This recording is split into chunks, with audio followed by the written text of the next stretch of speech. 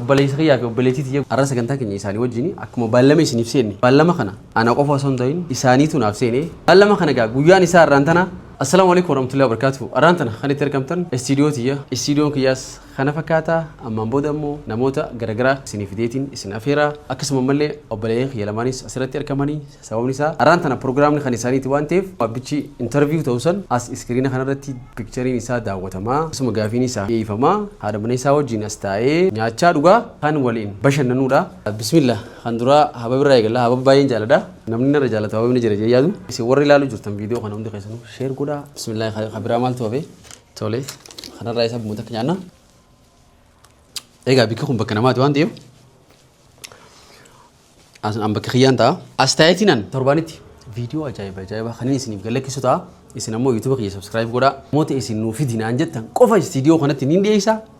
istiidiyoon kun waan hedduu qaba bishaaniin nama darbuu dandeessa firaankii nama dalaguu dandeessa sarpiraayis nama godhuu dandeessa waan barbaadan isiniif hin dalagaa niin jira maal qofti akkaan isiniif dalagu gama Momentii gama jalaati yaada keessan nuuf godha arzoowwan lamaan bifa kanaan bareennee bifa kanaan miidhaynee bifa kanaan akkanatti tolfannee istiidiyoo tana keessatti as ba'uun yeroo zaffarsti yeroo jalqabaatiif waan isaan nyaatanis maal akka fedhan waan hin beekneef gara fuulduraatti gaafa nu ta'a waan hundarraa gosa muduraa hundarraa dhiyeeffannee akkasuma immoo istiidiyoo kiyya keessatti argamna isin ammoo daawwattotaa fi kabajamtoonni kiyya dhufaa jira jettanii warra nu eegaa turtan hundi keessanuu abshir dhufu jirraa eeggadhaa viidiyoon kan isin biraan ga'u ta'a yuutuub chaanaalii fi akkasuma tiktaaka ijoollee teenya lamaan warra amma wal fuudhii Khadarii fi Roozaa sabskiraayib godhaa ijoollee san bira dhaabbadhaa isaan jajjabeessaa isin jenna bakki nuti amma itti argamnu tun istiidiyoo kiyya keessaa yuutuuba kiyya chaanaala firoo jaalalaa kajuus deemaa sabskiraayib godhaa itti dhiyaadhaa wantoota isin hojjedhu naan jettan qofa hojjedha arraan booda namoota isin nuuf dhiyeessi istiidiyoo keetti naan jettan qofaan hojjedha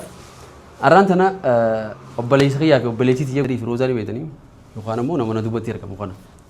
arra sagantaa keenya isaanii wajjin akkuma baallama isiniif seenne baallama kana ana qofa osoo hin ta'in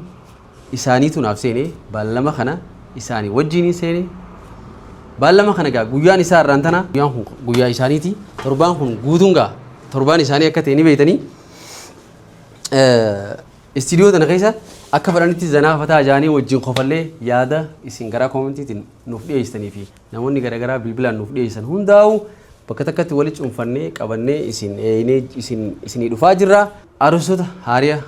akkasuma baranoo amma kaniin eegaa jiru isaan lamaan qofa isaan lamaanis baallamni isaanii arra baallama isaanii san fi akkasuma baallama uummata keenyaa kan nuuf isaan waliin isiniif seenne san isiniif guutuudhaa fi